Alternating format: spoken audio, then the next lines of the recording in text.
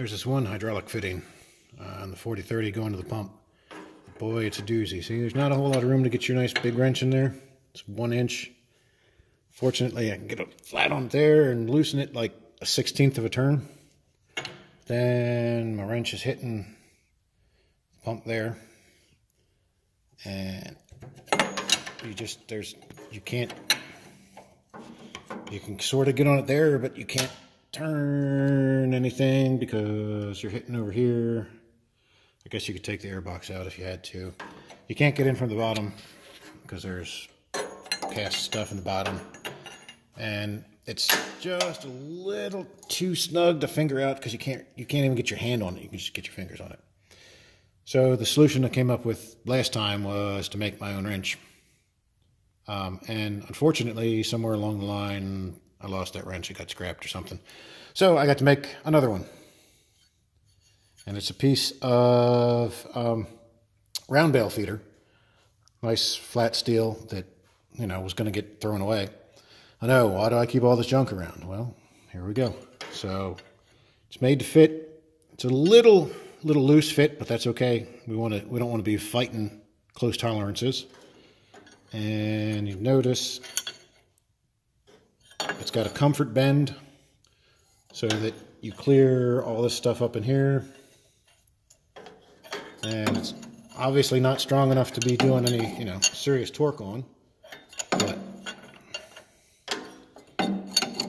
it is turning it. So just do that for about 1,000,000 times and it'll be free.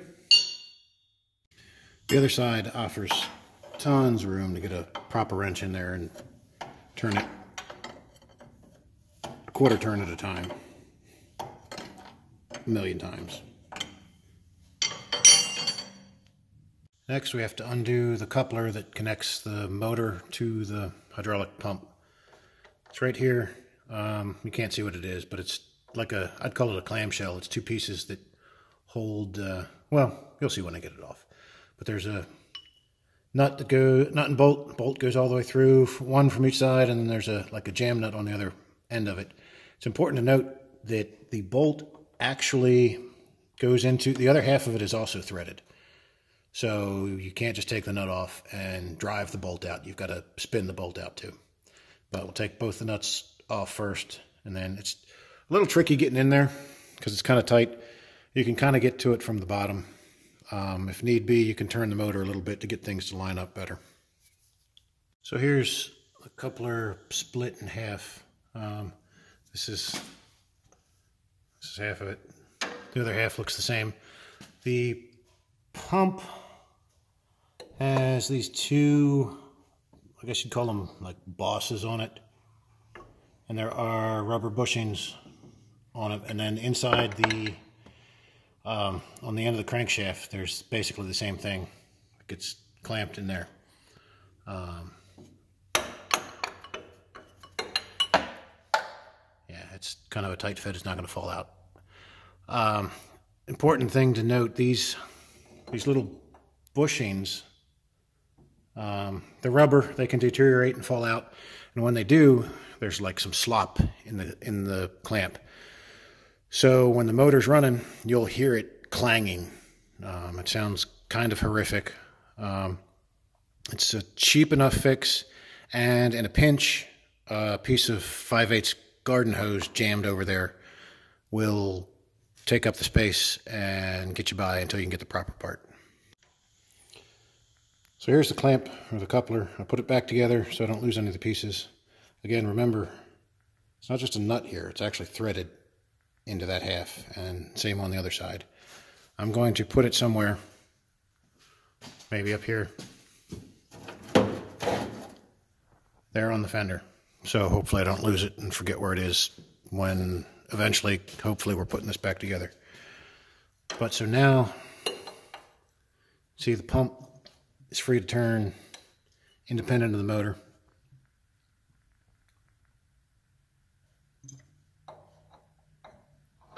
And you can't see it, but on the inside where the dampener is, it's basically the same thing. It's just 2 posts sticking out with bushings on it.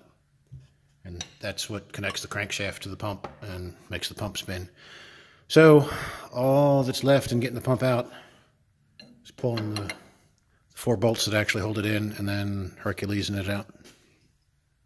Here's one little thing that I forgot before I'll take the bolts off and yank this pump out.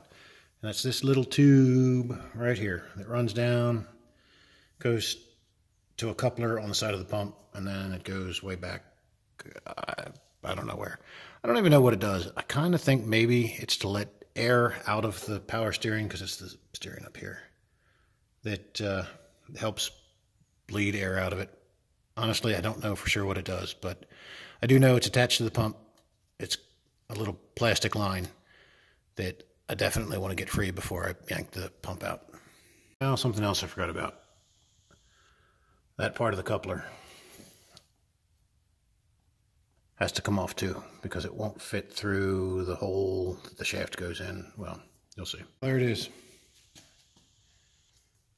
It's just a heavy, awkward son of a gun in a very finger pinchy location.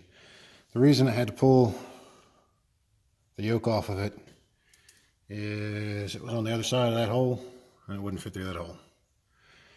Fortunately, it was thoroughly never seized from the last time I took it off. So it didn't fight too much. And then I'm going to let it sit here and drip. And the fun part will be researching just how possible it is to get to the seal right there where it's leaking from. Hopefully the whole works don't have to come apart. I don't know.